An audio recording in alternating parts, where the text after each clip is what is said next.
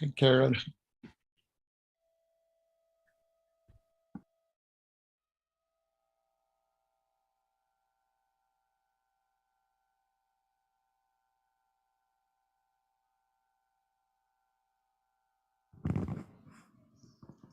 I hope everybody is well. Can everybody hear me? I'm playing Linda tonight. And my name's Karen, so don't hesitate to ask me a question.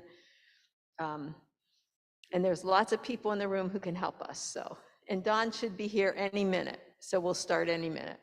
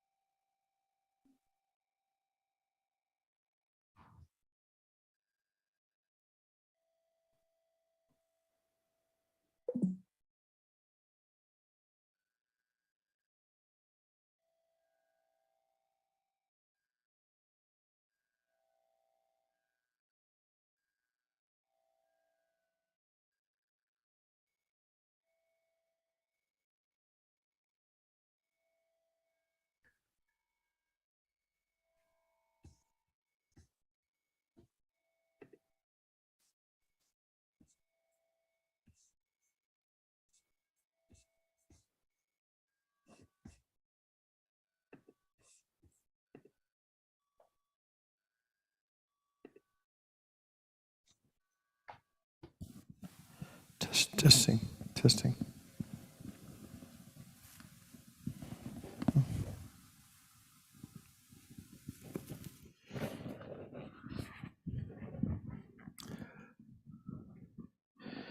So we're going to start out with some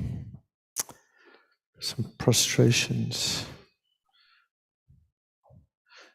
3 prostrations, and then can you post the prayers and stuff? I guess everybody can. What where are they in the prayer book? The prayers. 34. Let me get a copy for myself.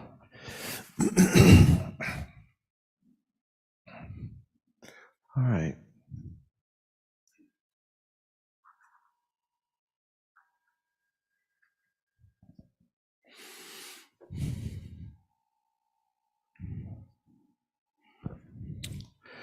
All right, so we're going to start out doing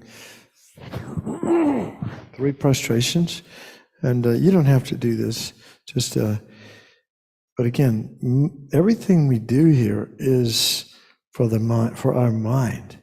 So remember, I mentioned this before. It's not only is it an antidote to the, particularly if you do it with the right motivation, it's an antidote to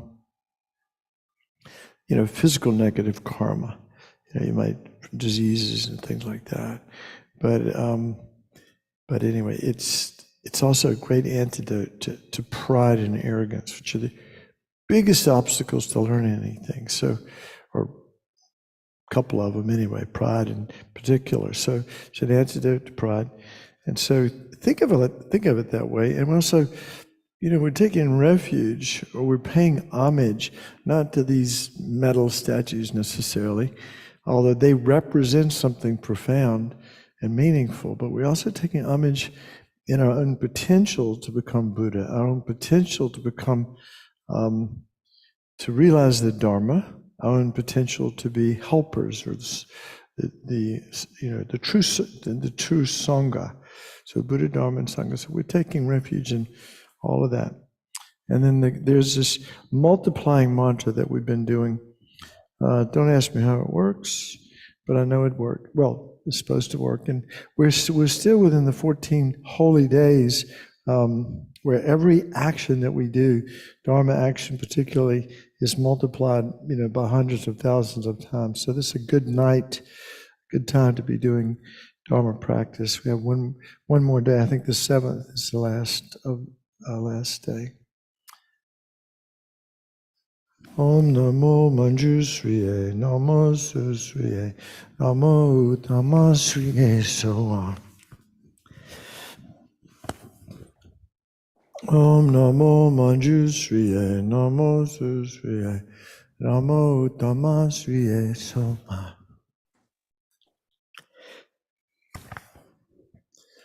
Om Namo Manjushriye, Namo Susriye, Namo Uttamasriye Soa.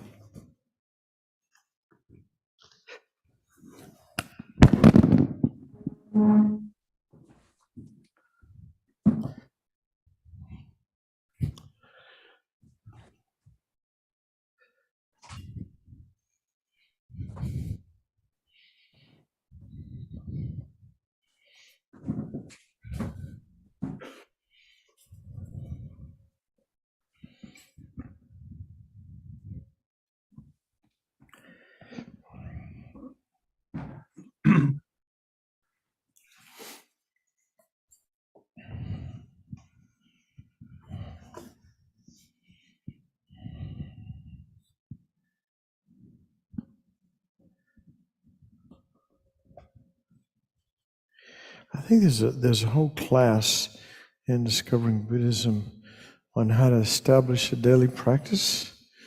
So I'm not going to go into that a lot. But there's, for example, this is again, if you're a pretty serious Tibetan Buddhist practitioner, which I'm sure some of you might be, but maybe not many, you would get up in the morning and you might splash some water on your face and on your wrist and your ankles. You might get a little coffee if you wanted to, and you might set out water bottle offerings,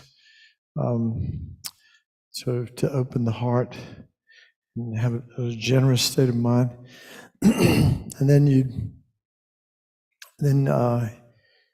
do 3 prostrations, and then you usually do some sort of mindfulness of the breath practice to settle down a little bit, because even then, in the morning, sometimes a little bit agitated or mind's not settled, so you settle down. So we've done different ones, but you can do whatever you want to. The 9-round breathing was the one we've practiced. I think most of you have been here before. You remember, where we close. Basically, you can pick either one, but you breathe in like the left side and out the right. And again, you do this 3 times. Do that 3 times, and you switch to the other side.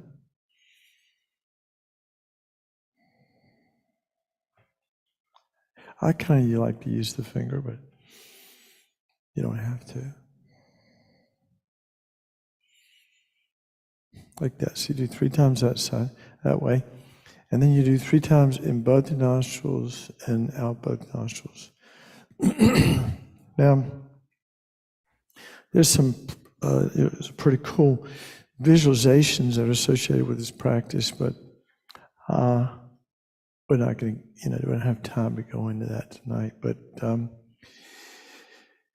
And so after you do that, we can do several rounds and until your mind is settled, and then we'll do the prayers. So we'll just do a couple of rounds of 9-round breathing. I'll cut my machine off here so I don't make too much racket.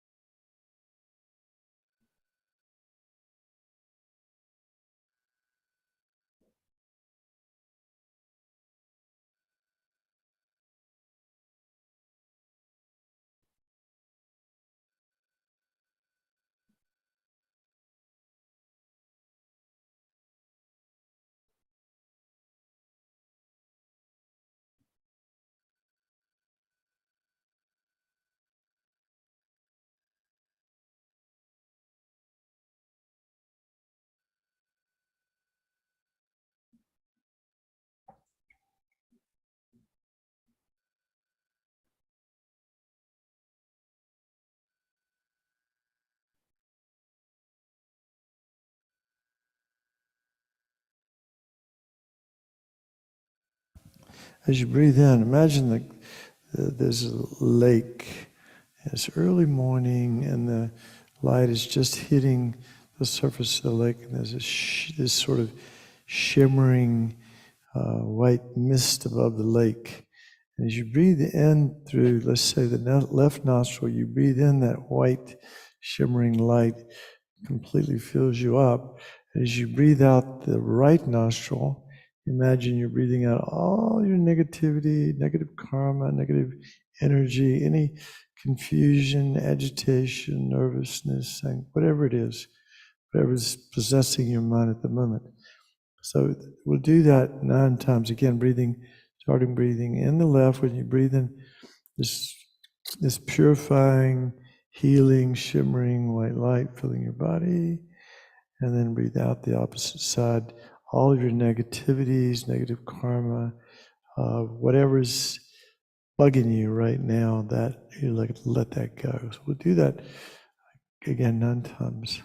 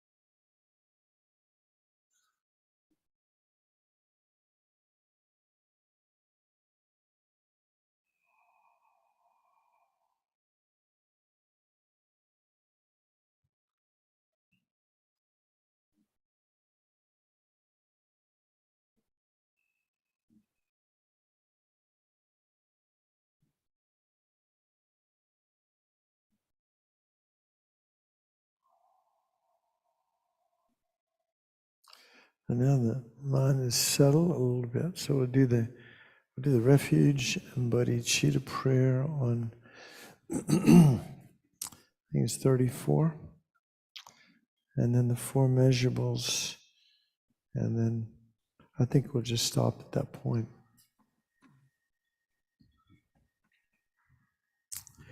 Now, I haven't mentioned this before, but it's to make these practices more meaningful to at least some of you. Sometimes it's helpful, particularly if you're good at visualization, to imagine the Buddha in front of you at the level of the crown of your head and a body's length in front, and as big as you can imagine, but like a hologram. And not just something imaginary, but actually imagine it's a living presence of the embodiment of compassion and wisdom as you say these prayers.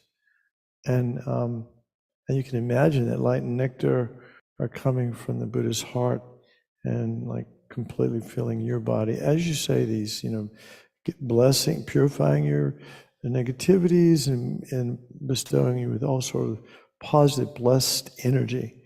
If you can say that, again, make it a little bit more complicated, but you have to connect with the meaning of the words too as you do this. Remember, the first two lines distinguish people who are Buddhists, because Buddhists go for refuge to the Buddha, Dharma, and Sangha, right? So those are non-Buddhists, don't go to refuge to Buddha, Dharma, and Sangha. And then the second two lines distinguish people who practice the Mahayana vehicle, the universal vehicle, where we practice, the aim is to benefit others, and the method is one's own enlightenment, one's own perfection of qualities and eliminating our faults. So that's keeping in mind that, and also the motivation, the key factors, and we talked about this too, before you take refuge, you always want to recollect fear. Fear, what is that? Why would you want to do that? But what we need to be afraid of is the consequences of living a life with a mind that is completely out of control. Not good. Things could go really badly for us if we don't get a handle on our mind. So we have to have some dread or fear. That's a reason to go to refuge, because the Buddha, Dharma, and Sangha promised to be able to deliver us from this. The second one is confidence or faith. It's too early, really, for us beginners. Maybe, I don't know, I've been doing it for a while, but I have some faith. I got a long way to go, but if you're new and you don't have any faith, that's perfectly reasonable. The faith comes when you have results, when you see the results of the practice, of doing the practice, and your life is better in little ways, and then maybe over time in big ways. You develop sort of a genuine faith because you see the results. And then last but not least is compassion for yourself, this determination to be free, and compassion for others. So we go for refuge with those things in mind. So it's not just an empty ritual. It's very powerful practice if it's done mindfully. So we'll do this. Again, we put our hands together, our heart, if you choose to do that. And usually people put their thumbs together and they imagine that they're holding a wish-fulfilling jewel, this mythical jewel that brings all of our dreams and everything that we can want and ever imagine that would be beneficial comes true. We hold that wish-fulfilling jewel at our heart, which actually symbolizes all sentient beings. And then we do the prayer. And if you want to add the visualization, you're welcome. So I go for refuge until I'm enlightened to the Buddha, the Dharma, and the Supreme Assembly. By my practice of giving and other perfections, I become a Buddha to benefit all sentient beings. I go for refuge until I'm enlightened to the Dharma, the Dharma, the Supreme Assembly. by my practice of giving and other perfections, I become a Buddha to benefit all sentient beings. I go for refuge until I'm enlightened. to the Buddha, the Dharma, The Supreme Assembly. by my practice of giving and other perfections. may I become a Buddha to benefit all. Sentient beings. And again, the first line. The first line is the definition of love from a Buddhist perspective. May all sentient beings have happiness and the causes of happiness. Second line is the definition of compassion. May all sentient beings be free from suffering. Causes of suffering. And this has to do with great love. May all sentient beings be inseparable from the happiness that is free from suffering. And lastly, equanimity. May all sentient beings abide in equanimity, free from attachment for friends and hatred for enemies. So we said, we say the prayers, and then whatever practice you have, whatever your daily practice might be, it could be just, for example, maybe one day you may decide you're just going to work with the breath, or just work with being aware of what's going on from moment to moment. Or you do an analytical meditation.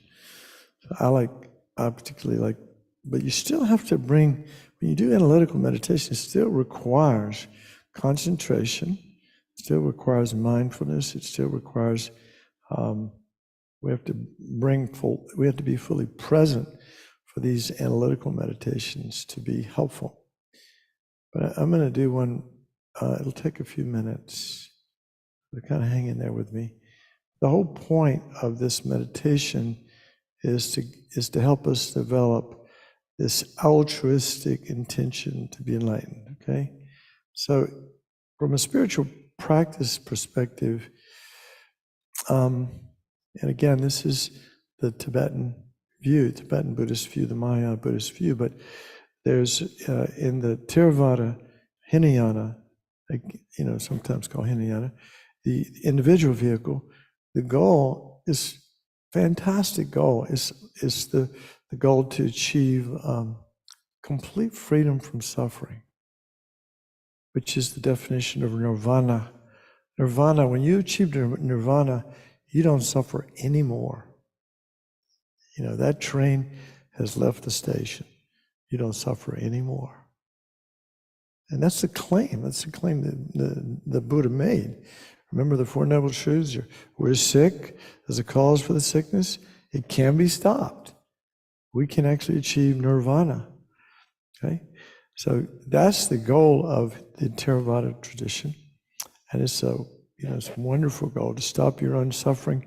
You don't, when you stop your suffering, you don't hurt anybody else either. You stop harming others. Pretty cool.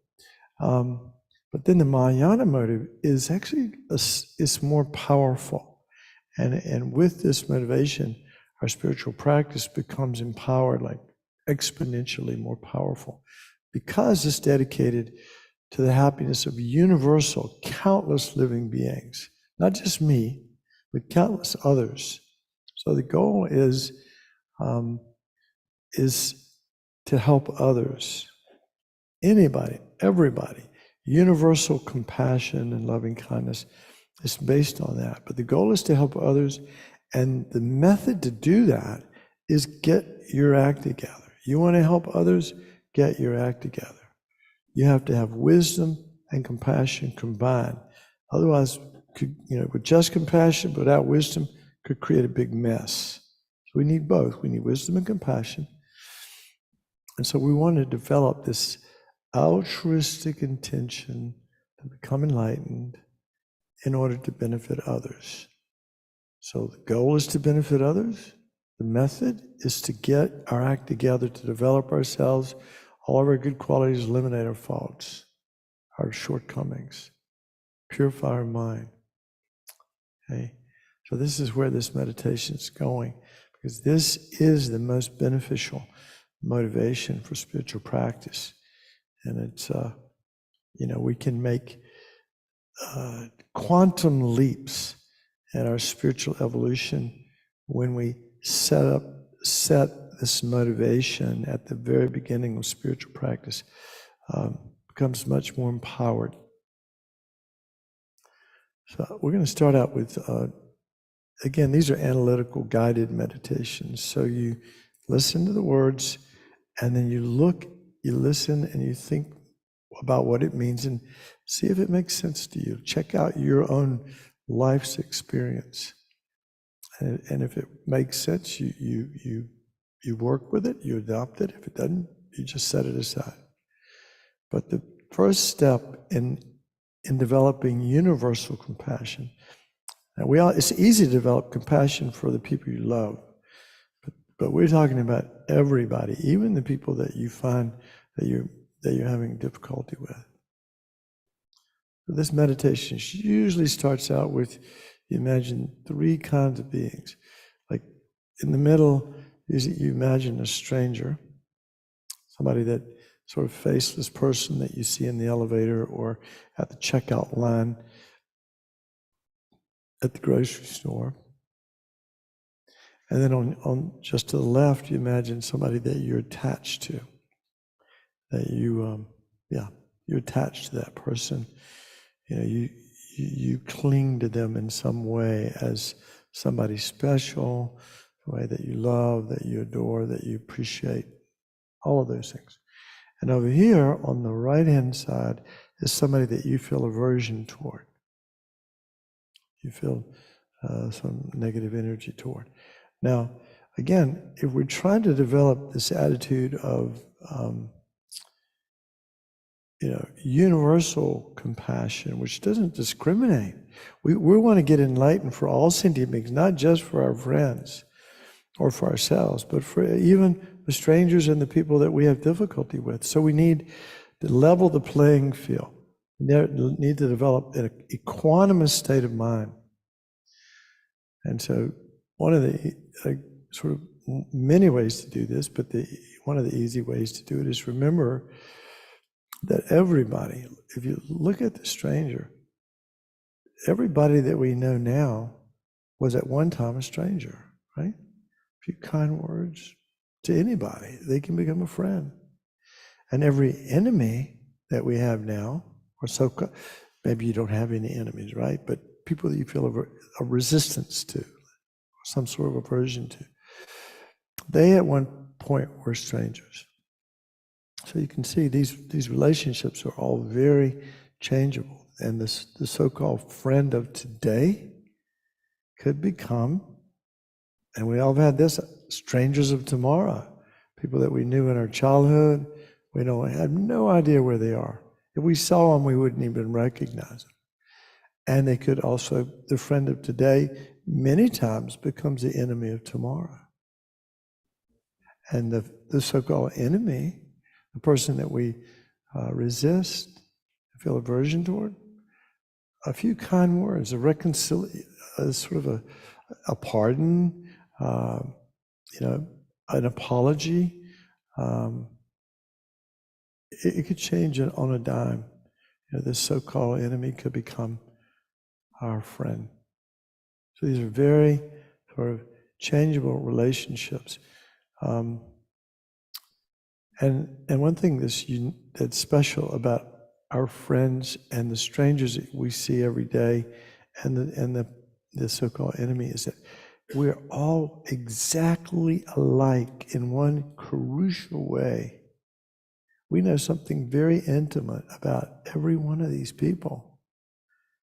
They want to be happy. They don't want to suffer. Every moment of every day is dedicated to that for all of us. And yet, some people are really, really unskillful, and they create a lot of ick for themselves and for other people.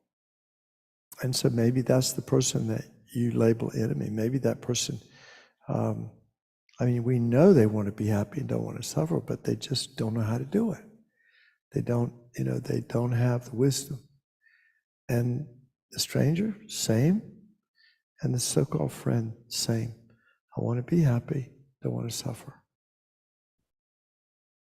So as you look at these three categories of beings, because what we want to develop is equal regard for these three beings: friend, stranger, and enemy. Equal regard.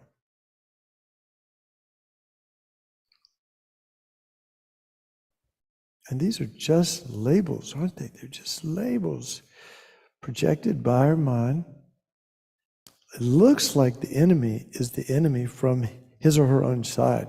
Like the person we see as we label as an enemy. We don't think this way, but if we stop and think for a minute, it's like their enemy. I don't know what the word. Their quality of being an enemy, it actually is inherent right there. But if it were so, everybody would feel that way. But they look that way to us. They're frozen in time as an enemy, and we cling to that, and we grasp onto that label, and it's changeable. So it's important to realize that it's not a permanent thing. It's just something we've projected with our mind. Strangers, same way. Friends, same way. Nothing is inherently this or that. It's merely a projection of our mind. And yeah, we have data to prove that this person's a friend, and but they're changeable. Could change any moment. And then we analyze even a little bit more, like, why is this person a stranger? Because they haven't helped or harmed me.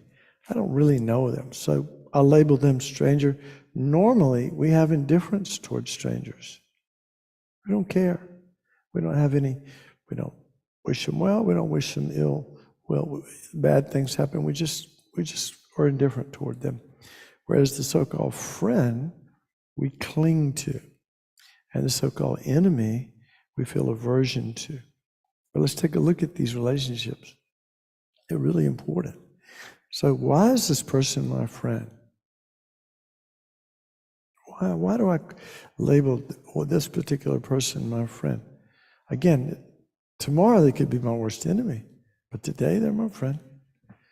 Because they've said something nice or done something or that we like, that our ego likes.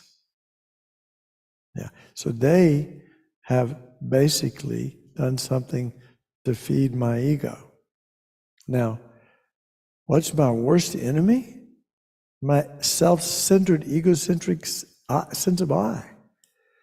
This sounds a little weird, but I'm going to say it. Is the friend of our worst enemy really our friend? They don't tell us our problems. They don't point out our problems. They don't push our buttons.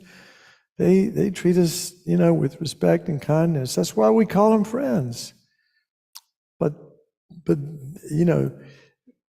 real friends, and maybe you have some like this, they're not afraid to tell you when you're off, when things are not right. But most of the time, our friends, they feed our ego, and that's why we label them friends. And then the so-called enemy, somebody who's harmed us, who's done something we don't like, it's like they're a problem for me. And just immediately when they walk in the room, we talked about this the other night. Like we have when this so-called enemy or person that we feel aversion toward, as soon as they walk into the room, there's a feeling that arises in our mind, a feeling. And it's not a pleasant one.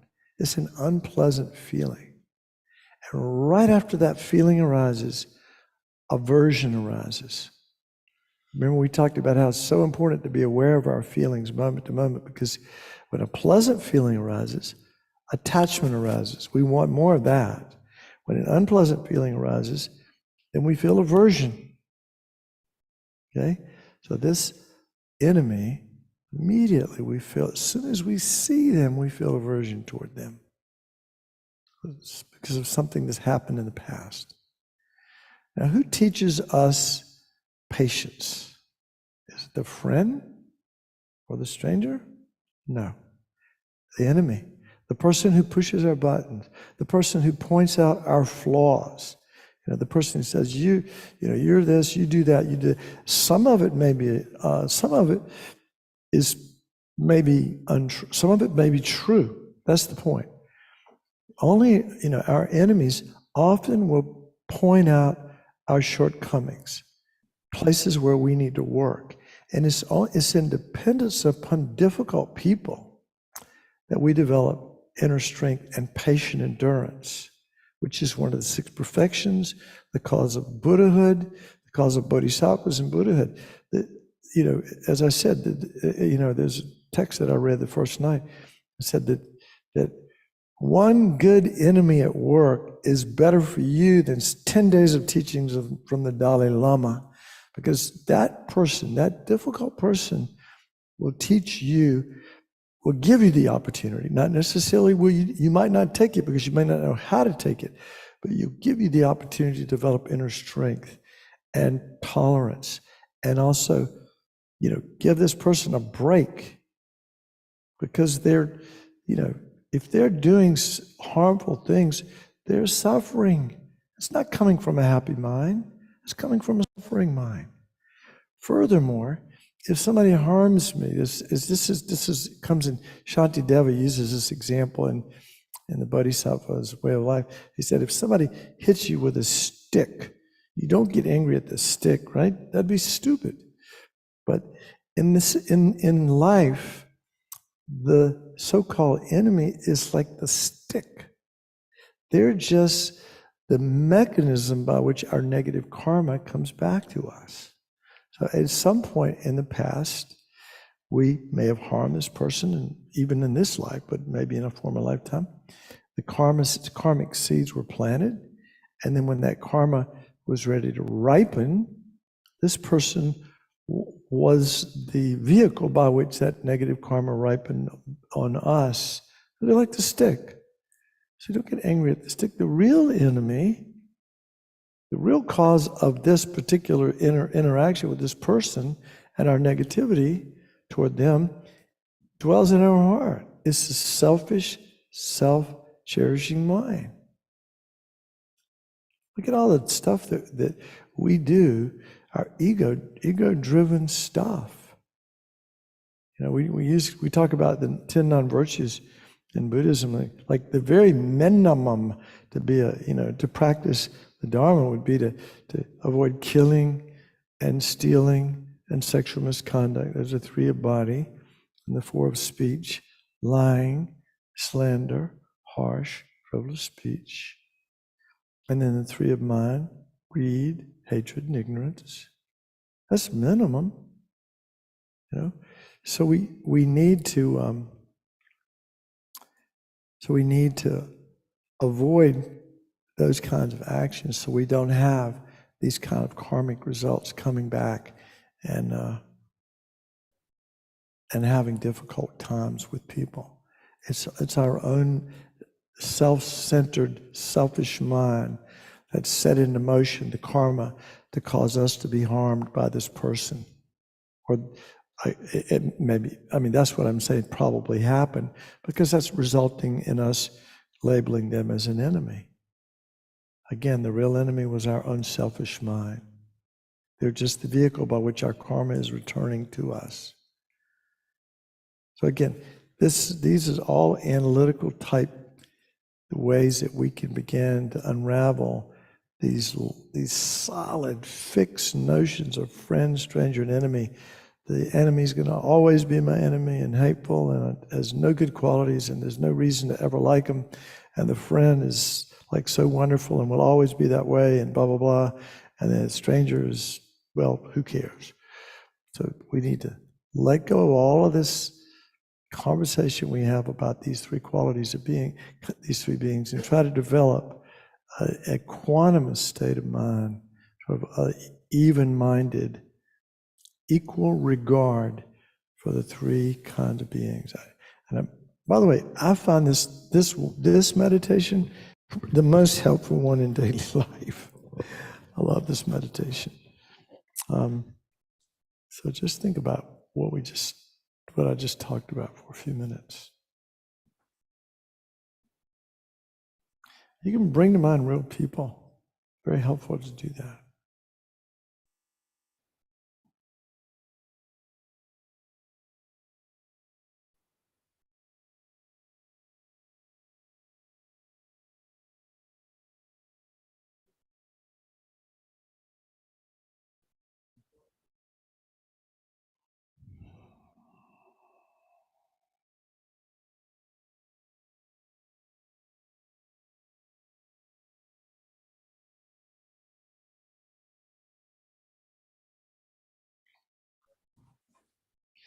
I've touched on another meditation, analytical meditation, on seeing the quality of self in others. And then the Dalai Lama says he does this, when he does this meditation, he imagines it as just like there's universal living beings, all in human form, on one side of this imaginary fence, and he's on the other side. And he says like, what do I want? I want to be happy. I don't want to suffer. That's what we all want, right? So imagine you're on one side of the fence. On the other side of the fence are universal, like countless others. What do they want? They want to be happy. They don't want to suffer. But we think of others almost as being singular, but it's countless other beings. They want exactly what we want. We're all, in this very powerful, intimate way, we're exactly the same. Whose happiness is more important? The happiness of one or the happiness of countless others? That's a question. It's an important question to ask. Happiness, certainly our happiness is important, but so is the happiness of others. So we're equal in wanting happiness, not wanting to suffer. So think about that. We all want to be happy. Not one of us wants to suffer.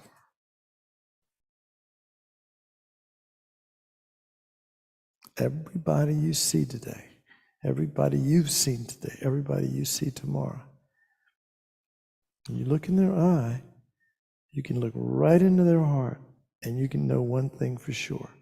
They want to be happy and they don't want to suffer. Just like you.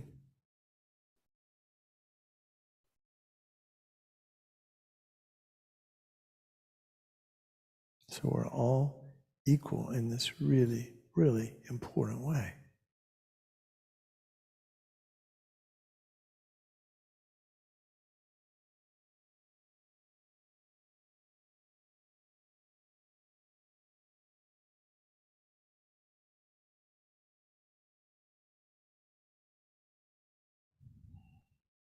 And the next contemplation is the faults of self-cherishing selfishness. Okay? This one actually really rocked my world when I first heard this meditation. I mean, this particular topic, and meditated on it, because I don't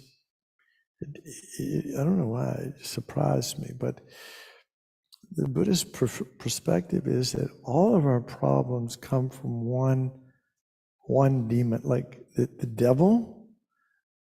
It's it's not out there, not somebody with with horns and a pointed tail.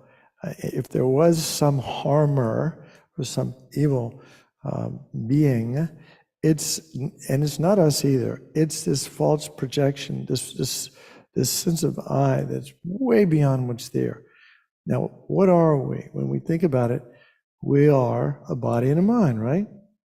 We have, we say, I'm sitting here and I'm thinking. I am sitting, meditating. I'm thinking. Where's the I? And we know we have a body and we have a mind.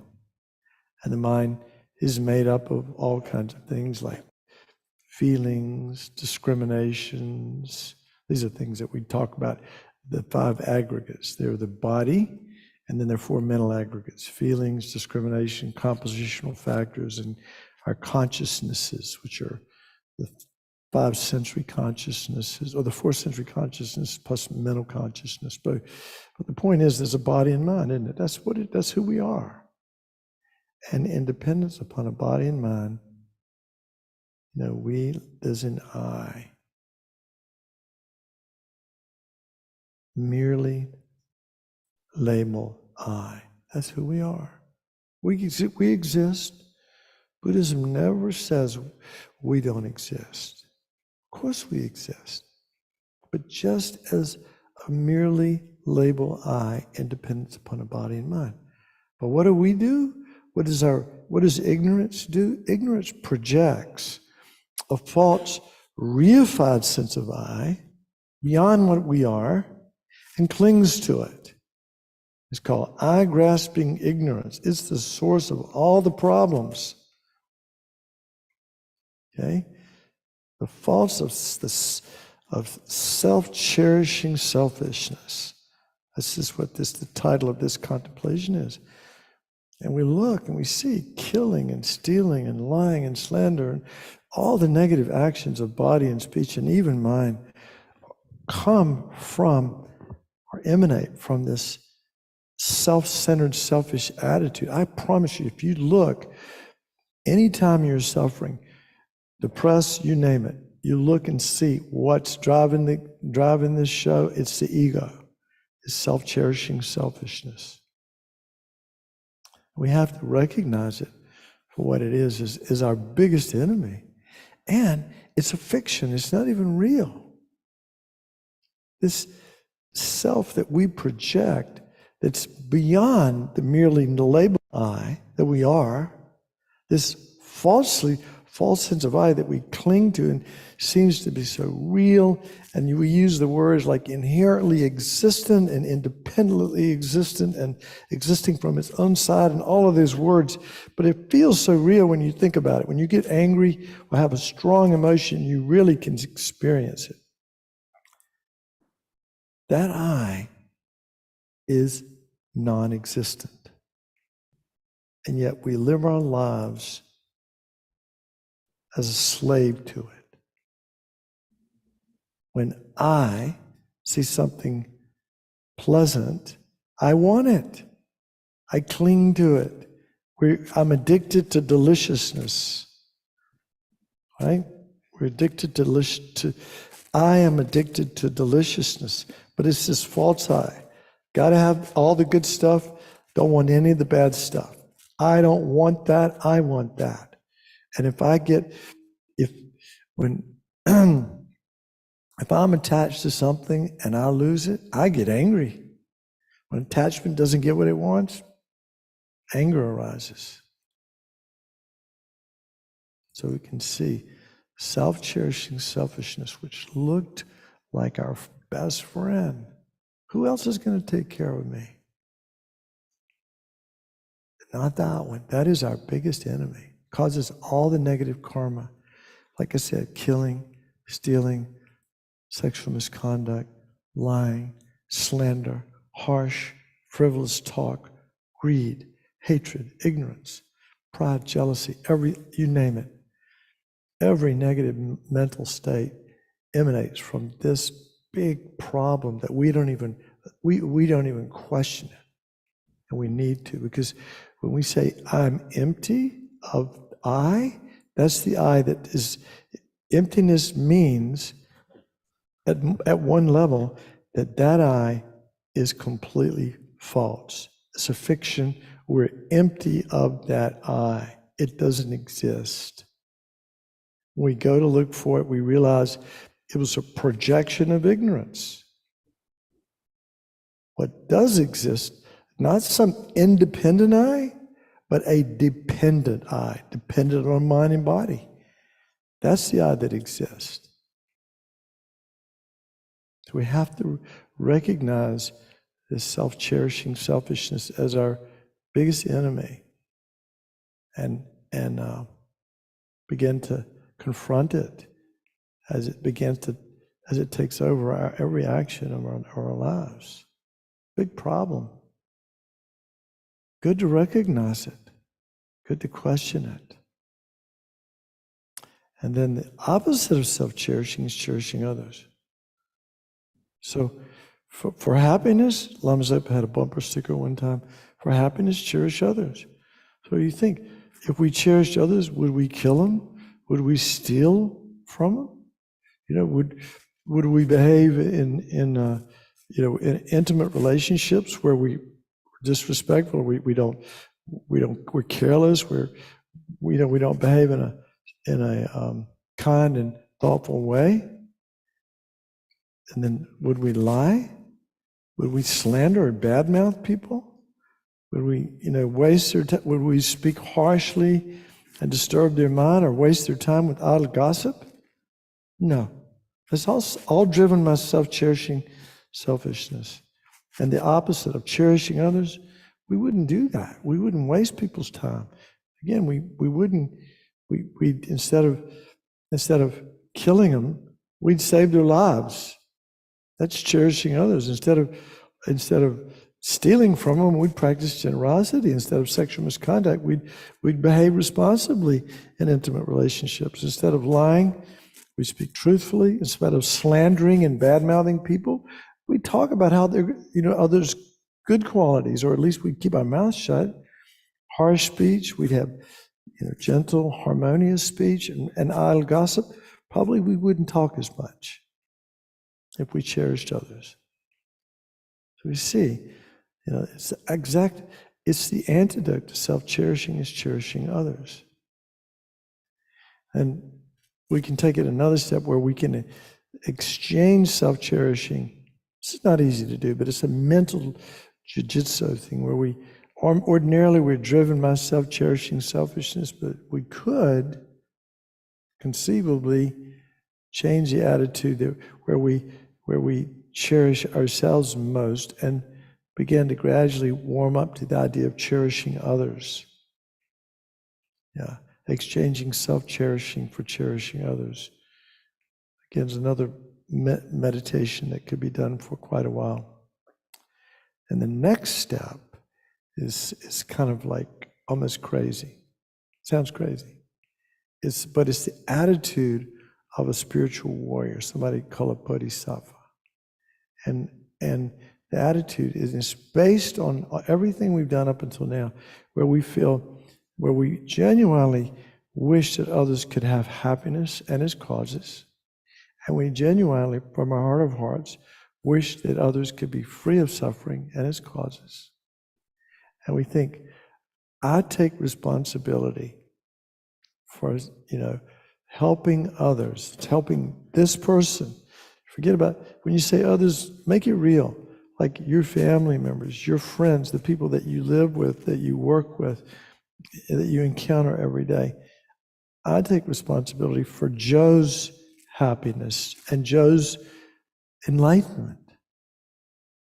Bodhisattva basically says, I'm personally responsible for the happiness and actually full enlightenment of all living beings throughout space and time, universal living beings.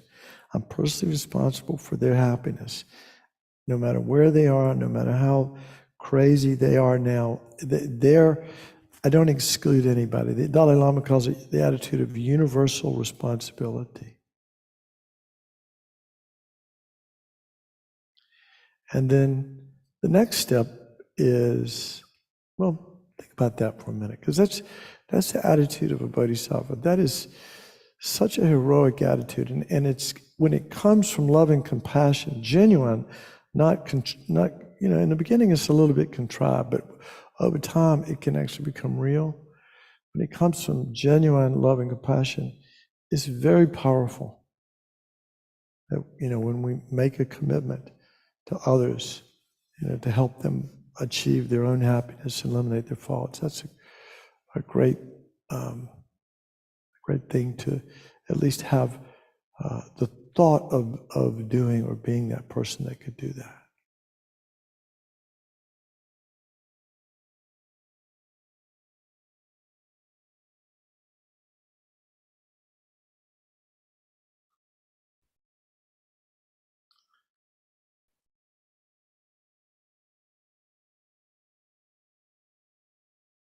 Lama Zopa Rinpoche says sometimes, he says, I mean, you may not agree with this, but this is what he says.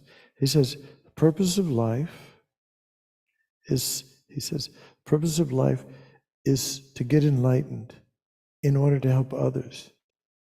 The purpose of life is to establish others, help them eliminate their faults, and develop their qualities by myself alone.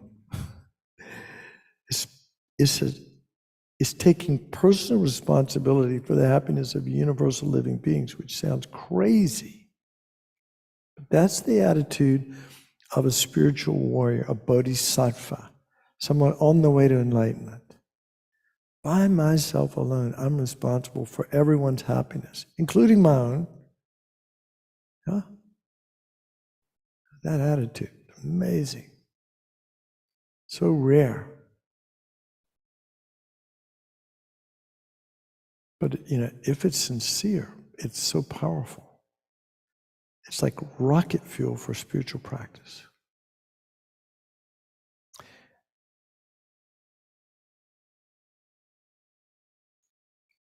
And then the last meditation, the last contemplation is called bodhicitta, or the awakening mind. And we realize, who could do this? Who could possibly help people who are like confused and got all kinds of problems, and are just a hot mess, as they say. So like, how can we help all living beings and help them become, who could possibly do that? Well, only somebody who'd already done it themselves. That's the definition of a Buddha. A Buddha is someone who's eliminated all of their faults and fully developed their potentials. We all have some compassion, some kindness, some wisdom, right? We have some skillful means, its ability to know what to say and do in a given situation to further things along in a positive way. We all have some of that, but can be developed and nurtured and developed infinitely. And someone who's done that work of eliminating all their faults and infinitely developed their good qualities is somebody that's called a Buddha. And that would be the only person who could do what we were talking about one moment ago, is to establish others in supreme happiness. Only a Buddha, someone who had done the work themselves, could actually accomplish that. And so if our motivation is to help others find their happiness and eliminate their faults, if our motivation is to do that, the method for us to do that is to perfect ourselves. Is to eliminate our faults, to practice the three principles of the path. We talk about bodhicitta, we talk about renunciation, which is having compassion for yourself. And then this meditation on bodhicitta really is about having compassion for others. And then the third principal aspect of the path is wisdom, seeing things clearly, minus our deluded projections, which distort reality. We have to see through that before we can achieve supreme enlightenment. So Buddhism has laid out a path. We call it, at this center, we call it the Lam Rim, the stages of the path of enlightenment. But they're actually stages of contemplation and meditation where we can actually begin to see our mind shift. And that's when confidence confidence, and you might call it faith, in the three jewels and in this path begins to become real. But only when you've experienced the results. These words are not going to make a difference. They might plant a seed, but it's not going to wake up tomorrow and say, "Oh yeah, that was great. And, I'm a blah blah blah." This is we have to do the work. We have to purify our negativities and develop our positive qualities. We need to live in a life of an ethical lifestyle. An ethical lifestyle is one where we don't harm ourselves or others. That's the foundation of all Buddhist practice, is living ethically. and then developing concentration and wisdom. All of those are different ways that we can talk about it.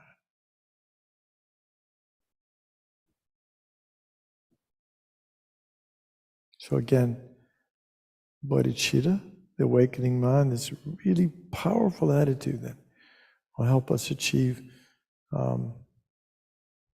much greater results in our spiritual practice, is when we can dedicate, as much as possible, dedicate our practice to the benefit of others.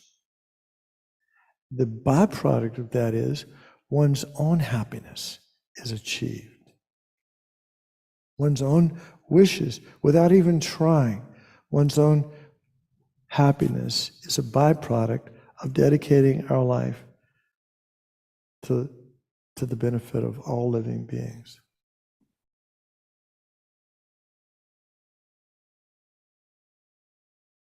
You know, they say the bodhisattva, his or her life is like going from joy to joy to joy. Who wouldn't want that? And that's the byproduct of dedicating our life to others as much as we can,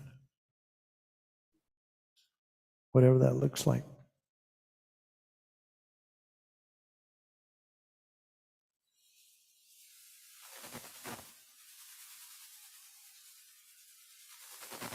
So, you know, we've done all these meditations and contemplations. So if you get some intuitive feeling, if something arises, if it doesn't, fine.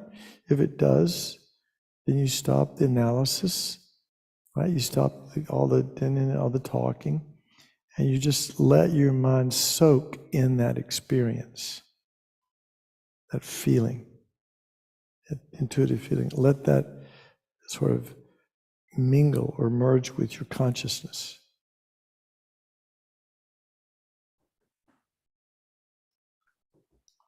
And keep your mind, this is where we do placement meditation, where you don't let your mind wiggle. Just let it abide, let it rest without any distraction on that intuitive feeling that you generated from these previous contemplations.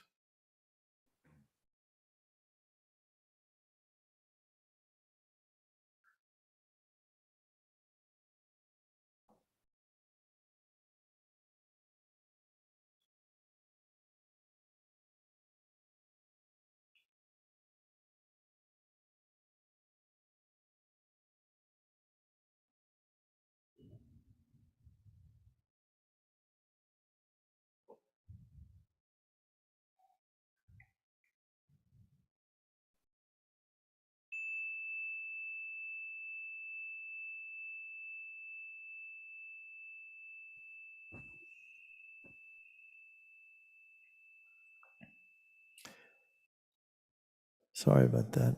Got carried away. But this is not for everybody. You know, this Mahayana, this attitude of dedicating your life. You know, Islami Yeshi told me, you know, he's over here. He's a founder of the FPMT, and the one on the left, he died in 1983, and I was lucky enough to have spend quite a bit of time around him, and he said one time he said he always was playing himself down, but everybody knew he was extraordinary. He said, I don't have much realization, but as much as I can, I dedicate my life to others. As much as I can, I dedicate my life to others. That is huge. Just think about that. As much as you can, consider dedicating your life to others, whatever that looks like. All right, so we're going to do the, by the way, I didn't know exactly which meditation I was going to do tonight. I was going to do one on death and impermanence. That would have been maybe next week. That'll get some people to not show up. Actually, meditating on death and impermanence is amazing.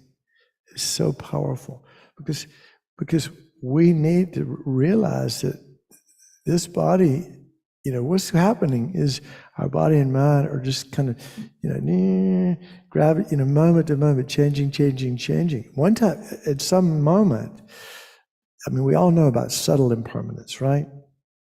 Moment to moment change of body and mind, but there's gross impermanence, there's birth and aging and sickness and old age and death, and all things that we have to confront. So we're going to talk about that next week a little bit. We'll do meditation on that. And we'll also I want to talk about the obstacles to meditation, which I think you probably all had a chance to experience in spades tonight, maybe, or some other time in your practice. And just for the next week, I think, I don't know if you have the prayers or not. Are the prayers available? Anyway, if you want to do the prayers, sometimes it's a really good way. It's not only benefiting the mind, but it's sort of building up a little bit of virtuous energy. That's a good thing to do. And then the practice, since we haven't done, this is too much to do, the one we did tonight. So I think I would just like for you to continue to work with your breath. Continue to work with your breath and being present, okay?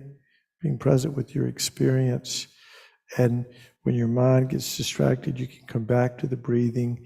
But when you're focused, just be aware of what's arising in the mind and body. And then when you get distracted, you can, again, bring your awareness back to your breath, so that gets you into the moment. And then you can relax your awareness again and just open up your senses to whatever is present and has your mind at that moment. Just be aware of it. It's kind of it's a mindfulness meditation. And what you'll notice, I'll give you the take-home message, is what you'll notice is that there's not one moment when your mind and body are not changing. So whatever arises in your mind, whatever experience arises in your body, notice that it's changing. Don't cling to anything. Don't cling to anything. Allow it to arise and pass through you. And just be present. It's always changing, always changing. So just do that practice this week. But again, set a buddy sheet as much as you can. Set an altruistic motivation that you're going to practice this to develop yourself, so that you can be a contribution to not only yourself, but to your family, co-workers, community like that. So try to develop that motivation for practice. Then do your practice, and at the end we do a dedication. So let's do the dedication verses. On what page is it?